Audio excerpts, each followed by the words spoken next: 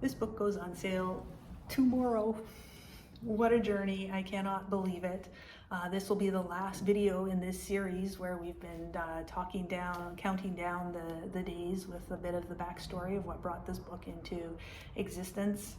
And today I'll share about the decision to publish the book and why I chose to publish independently rather than go the traditional publishing route.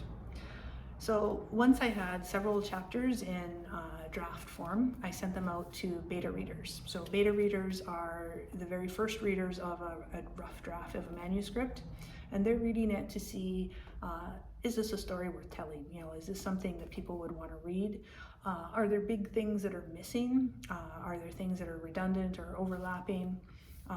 Basically, they give you really rough feedback on, yeah, this is worth pursuing, or maybe this needs to be reworked before you persist. But the feedback we got from the beta readers of this book was just so encouraging. So that got us thinking, like, okay, what's the end game here? Are we going to publish? And the answer is yes, we want to publish this book. So that meant I needed to research publishing options. So there's the traditional publishing route, pursuing a publishing house to publish the book, or independent publishing. So I first started researching traditional publishing, and I learned that you need to, the first step is to write a proposal. So the proposal is, a summary of the book, who your target audience is, why the book would matter to your target audience, and who's your existing platform. So these days, publishing houses, particularly in the realm of nonfiction and memoir specifically, they want to know that you already have a following. So do you have a newsletter that has over 100,000 subscribers? Do you have a social media platform that has over 100,000 subscribers? They want to engage with people who are already somebody. I'm not really somebody. I didn't have those things. So anyways, you write the proposal and you use that proposal to hire a literary agent. Once you've hired the agent actually pursues the publishing contract for you on your behalf. So you complete your manuscript, the agent takes your manuscript and pitches to publishing houses. If a publishing house offers you a contract, that's awesome, that's exciting, but also most of those contracts require you to sign over your rights to the work for the duration of the contract. So that means if you get a contract to publish in print and ebook, and you decide that you want to translate into Urdu and publish a paperback version in Pakistan, you can't do that for the duration of the contract with the publishing house. Now, you do have a little bit of negotiating room, but not a ton. And in the other element of that is they get the rights, but they also get a lot of say. Like, they choose what the cover is going to look like. They get to choose what the title is. They get to, in some cases, make requirements around what the content is. And in this case, for this book, Nadim trusted me with his story and the story of his family, and I feel a responsibility to make sure that that is shared as it's been told, and not I couldn't imagine handing that over to somebody else to manage. And the other thing is, once you get that contract, it can be another 2 to 4 years before your book actually goes to print, and I'm just not patient enough for that. Doesn't work. So once I started realizing those things, I started researching more about publishing independently.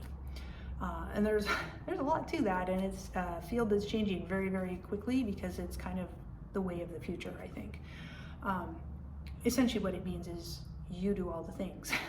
You are required to find your own editor, you're responsible for formatting, for your cover design and art, for putting it all together, for uploading it to all the platforms, for choosing what formats it's going to be in, where it's going to be available, and then also the marketing.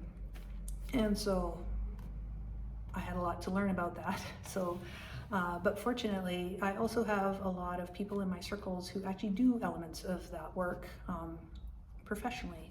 So, for example, thank you, Tinika, for editing the manuscript. Thank you, Derek, for the amazing cover design, and thank you, Jen, for narrating the audiobook. It's amazing.